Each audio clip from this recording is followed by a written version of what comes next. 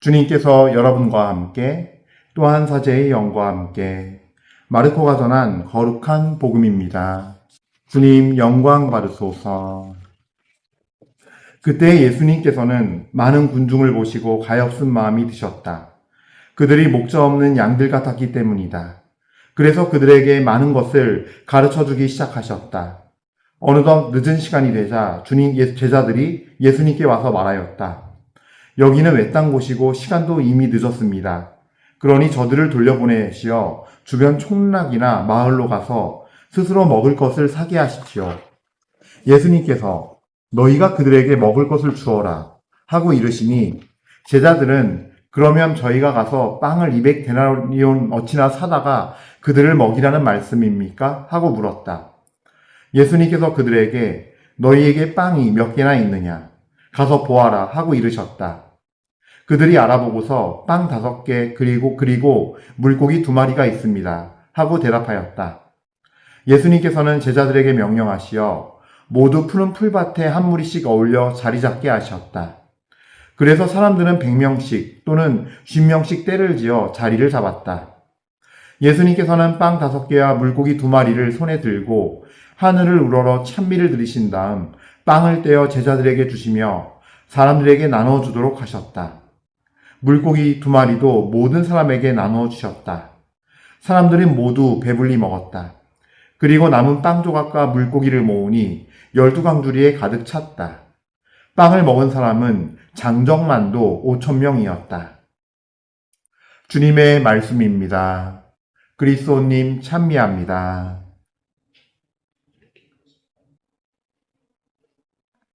참 예수님, 은요일 830 교회 여러분들, 그래요.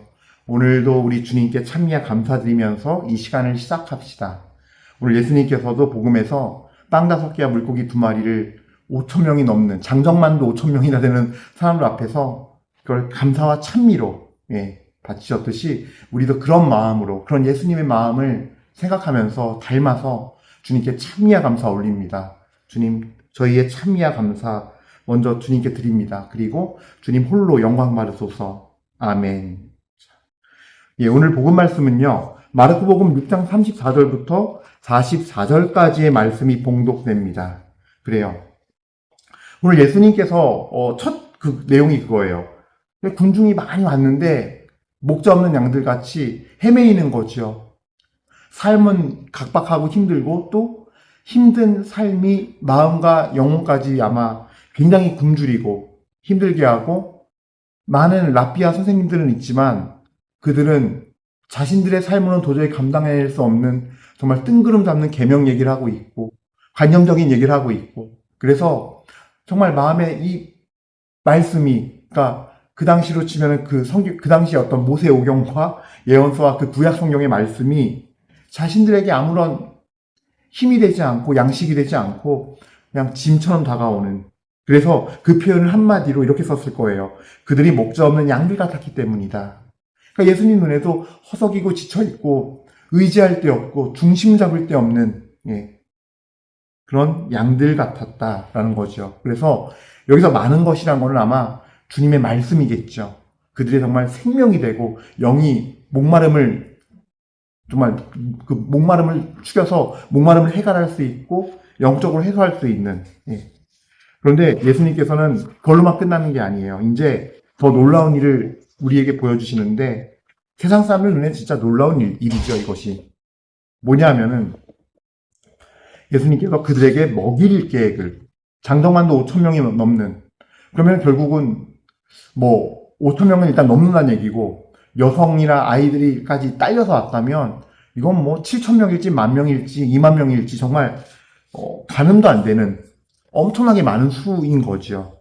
그들에게 그 제자들에게 이르시죠. 예수님께서. 그런 와중에 예수님께서 6장 마르코복음 6장 37절에 보면은 예수님께서 너희가 그들에게 먹을 것을 주어라 하고 이르시니, 제자들은 그러면 저희가 가서 빵을 200데나리온어치나 사다가 그들을 먹이라는 말씀입니까? 하고 물었다. 예수님께서 세우시는 계획이란 게 그래요. 저는 이 말씀 보면서 여러 가지, 여기 뭐, 하나님의 어떤 그 풍성한 나눔, 뭐, 불가능한 거 없으신 하나님의 어떤 그 은혜, 이런 것들도 있지만, 또 우리가 같이 봐야 할 것 중에 하나가, 예수님께서 이 당신의 12명의 제자들에게 어떻게 하시는지예요. 물론 여기에 12명만 있었는지, 아니면 70명의 제자들이 다 있었는지 모르겠어요. 어쨌든 12명이 있으면 더더욱 힘들 거고, 너무 힘들 거고, 70명이 있어도 너무 힘들 거예요. 5,000명이 넘는, 장정만도 5,000명이 넘는 그들을 50명씩, 100명씩 떼지 않게 한다는 것 자체가 쉽지가 않은 작업이라는 거죠. 근데 그 작업, 그거를 이행하기 전에 먼저 잘 보면 그래요. 예수님께서는요, 단계별로, 제자들과 예수님과 이 대화를 보면요, 굉장히 아주 단계별로 이루어져요. 마치 이런 것 같아요. 우리가 어린 아이 있으면은 그 엄마나 아빠나 삼촌들이나 이모들이 꼭 그러잖아요. 막 애기가 너무 좋아하는 과자가 있어요. 그러면은 그거는 너무 좋아해서 웬만하면 안 줘요. 예. 이거 정말 사랑하는 사람만 주는 거예요. 근데 막 이모가 가서 막 이렇게 가서 막 이렇게 하죠. 막 누구야? 나 그 과자 한 개만 주라. 막 안 주면 막 우는 척하고 막 하면서 막 하나 받고. 물론 이게 아이와 놀이처럼 이렇게 진행하는 거지만 사실 그 아이 눈높이에서는 굉장한 모험이에요. 이 교육이거든요. 예, 내 소중한 것을 내 사랑하는 사람들에게 혹은 엄마 아빠처럼 사랑하지 않더라도 내가 사랑하는 마음으로 나눠줄 수 있어야 한다는 거를 이렇게 아이하고 놀면서 가르치는 거죠. 근데 그 삼촌이나 이모 입장에서는 사실 그 과자 뭐 있으나 마나잖아요. 진짜 그게 먹고 싶어 죽겠어서 내가 어떻게든 너한테 하나 얻어먹고 말 테야. 이런 마인드로는 안 하잖아요. 그냥 주면 고맙고 아니면 아닌 거고. 그러면서 놀기도 하는 거고. 예. 예수님 똑같아요. 예수님도 이미 하나님께서 뭘 하실지 알고 계세요. 작정하신 일을 예수님은 알고 계세요. 그러나 제자들을 대할 때 영적으로 아직 어린 아이들이기 때문에 그게 툭툭 던지는 거예요. 하느님은 불가능이 없으셔. 그분은 사랑 그 자체시고 사랑이 넘치셔. 그분이 작정하시고 사랑을 표현하시면 아주 풍성해진단다. 오늘 복음 끝에 뭐라 그러죠? 남은 빵 조각과 물고기를 모으니 12광주리에 가득 찼다. 마르코복음 6장 43절 말씀이에요. 예. 12광주리에 가득 찼다 그랬어요. 하나님은 그런 결과를 내신다는 것을 이미 알고 있었고 그러실 거를 예수님께서는 알고 계셨지만 예, 제자들에게는 마치 어린아이 얘기하듯이 하나씩 예. 처음에 물어보잖아요. 예수님 제자리에 와서 먼저 얘기를 하잖아요. 안 돼요. 지금 너무 늦었고 진짜 보내야 돼요. 예. 너희가 한번 먹을 거 줘. 그랬더니 제자들이 200데나리어치나 이걸 사도 모자랄 텐데 그렇게 많은 비용이 들 정도로 많은 군중이 지금 있는데 이걸 어떻게 저희가 합니까? 먹이라는 말씀입니까? 라고 대답하죠. 근데 이것이 이 제자들도 그 어린 믿음에서는 정직하게 대답한 거죠. 정직하게. 하지만 여기에 역시 하나님은 사랑의 교육이 있는 거예요. 하나님은 어떤 분이시고 하나님이 하실 일이 하나님은 어떻게까지 하실 수 있어. 이 불가능해 보이는 것도 이렇게 하나님은 하실 수 있어 라고 하면서 물어보는 게 그럼 너희에게 빵이 몇 개나 있느냐 가서 보아라 하고 이르셨어요. 물론 다른 복음서에서는요. 여기 웬 아이가 라고 하면서 아이의 빵 5개와 물고기 2마리를 받아서 예수님께 드려요. 그런데 오늘 마르코 복음이니까 마르코 복음에만 충실하자고요. 그들이 알아보고서 빵 5개 그리고 물고기 2마리가 있습니다 하고 대답하였다.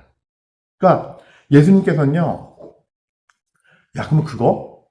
너희가 갖고 있는 거 알아보고 그거 줘. 이거예요. 그리고 39절부터는 예수님께서는 제자들에게 명령하세요. 사람들을 풀밭에 10명, 100명씩 무리지 않게 해요. 근데 이게 참 놀라운 거예요. 제자들은요, 여기서 우리가 배워야 할 게 있다는 거예요. 놀라운 게 있어요. 첫 번째는요, 제자들은 아무리 12제자들이 어부고 뭐라 그래도 빵 5개와 물고기 2마리를 가지고 이 많은 군중에 뭘 어떻게 먹이겠다는 거지? 첫 번째 그러니까 의문이 들 수 있어요. 네.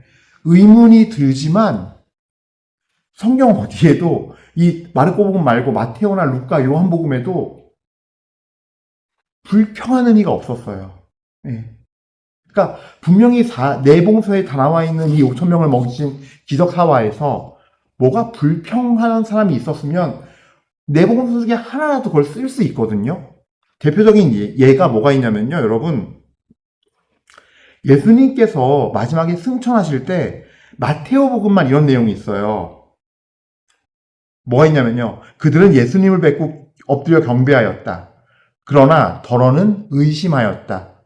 마테오 복음 28장 17절인데요.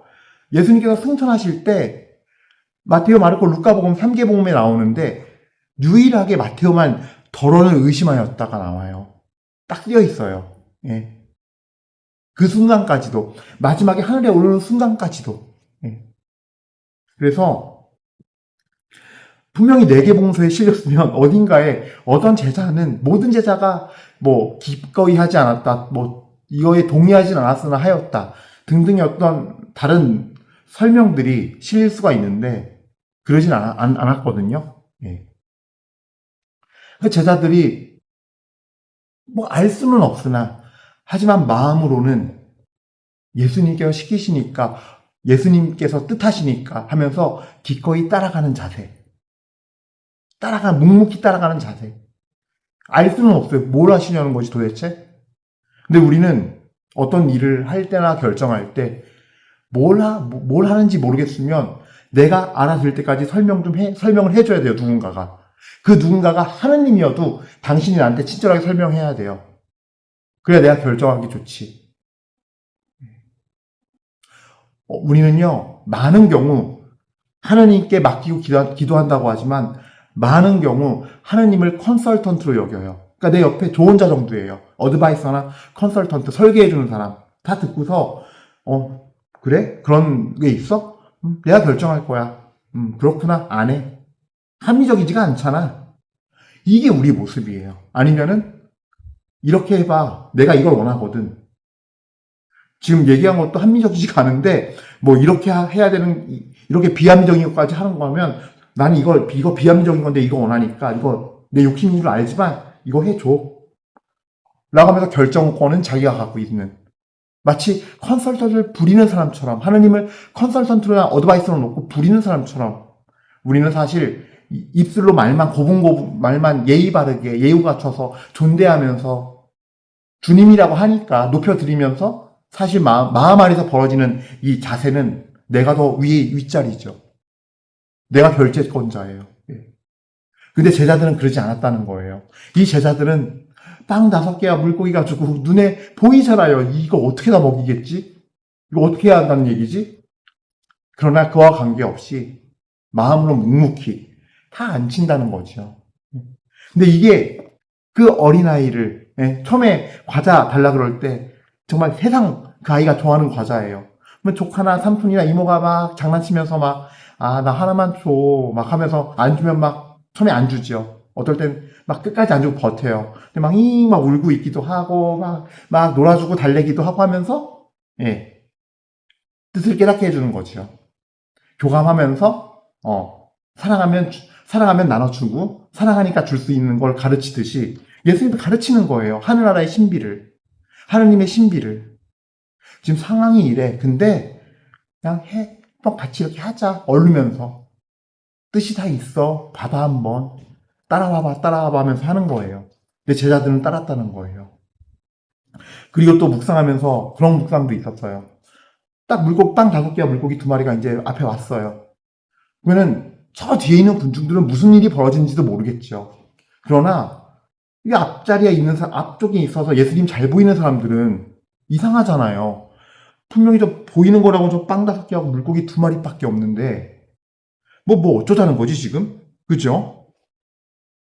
뒤에 보면은 무슨 가마니에 빵이 막 쌓여 있는 것도 아니고 물고기가 쌓여 있는 것도 아니고 사람은 많은데 이거 지금 자기만 여기서 맛있게 먹으려나? 앉혀놓은 거 보면 우리 먹자고 지금 막 공지하면서 앉으라고 해서 앉았는데 저기 뭐 하는 거지? 하면서 이상한 눈으로 쳐다보기도 하고 그런 사람들의 시선도 있어요. 제자들도 먹인다고 하니까 앉아서 공지하고 앉히는데 특히 앞자리에 있는 사람들은, 예수님이 잘 보이는 사람들에게는 물어볼 수 있어요, 제자들에게. 아니, 저것밖에 없는 것 같은데, 어떻게 먹이겠다는 거예요? 지금 뭐 하자는 거예요? 예. 하나님이 하시는 일의 특징은요, 이게 진짜 하나님의 뜻이구나 하는 것 중에 모든 걸 다 설명할 수 없지만, 한 가지는요, 하나도 계산기를 즐겼을 때 이성적이거나 좋아 보이거나 긍정적인 어떤 그런 데이터가 아닌 경우가 많아요. 무모하기까지 해요. 그래서 사람들이 이렇게 얘기하기 쉽죠. 그런 건 특수한 경우고, 그런 믿음도 있겠지만, 그건 너한테 적용된 어떤 사적인 영역이고.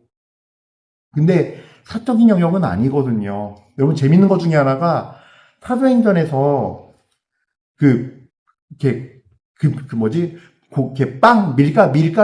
밀을 나누다가, 유다인 여성들과 과부들과 이방계 과부들끼리 이제 나눠주는 데 있어서 문제가 생겨서 거기서 갈등이 생겨요.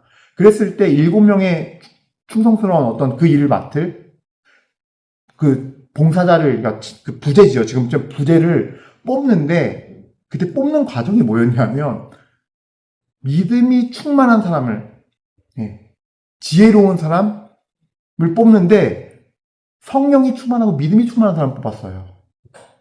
지혜로운 사람이면 계산에 능하고, 이거 사리에 밝고, 정말 이성적으로 합당하게 나눠줄 수 있는 지식과 지혜를 갖춘 사람을 뽑아야 되잖아요. 근데 신기하게 뒤에 보면요, 믿음과 성령이 충만한 사람 뽑았어요.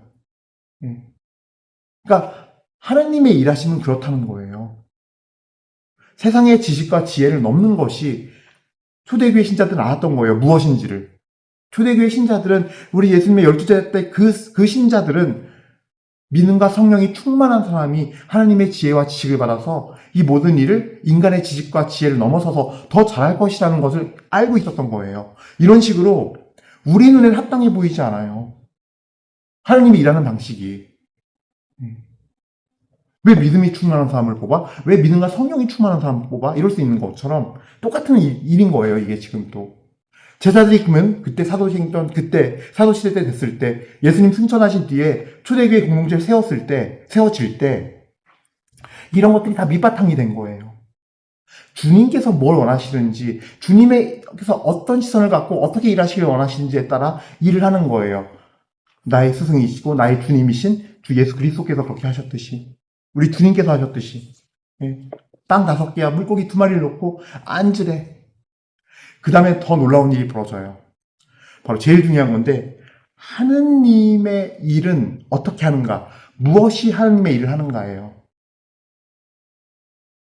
하느님의 뜻이 뿌려진 말씀과 그 다음에 우리의 감사와 찬미예요.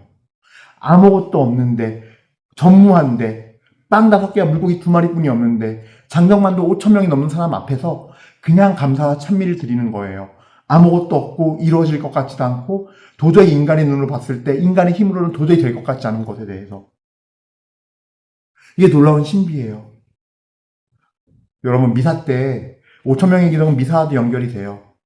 예수님 한 사람이 죽는다고 어떻게 전 세계의 모든 인구가, 그리고 그 밑에 세대, 지금 2026년에 지금 이 시간까지의 태어나는 아기까지 어떻게 모든 이의 죄가 속량된다고 그걸 믿을 수 있어요? 오늘 요한일서 말씀이잖아요. 제1독서. 하나님은 사랑이시기 때문입니다라고 하면서 하나님의 사랑이 뭐라 그래요? 그분께서 우리를 사랑하시어 당신의 아드님을 우리 죄를 위한 속죄 제물로 보내주신 것입니다. 그래서 영원히 한 사람의 한 번의 죽음이 영원한 효력을 지녀요. 예수 그리스도 한 사람의 십자가의 피가 영원한 죄 속량의 효력을 지녀요. 그것도 이성적으로 말이 안 되는 거거든요. 근데 이 5,000명을 먹이신 기적은 그걸 담고 있어요, 사실은요. 이 기적 안에. 굉장히 어떤 십자가의 예표를 보여주는 기적 중에 하나이기도 해요. 당신의 몸을 떼어 나눠주는 성체성사의 의미가 담겨 있고. 그런데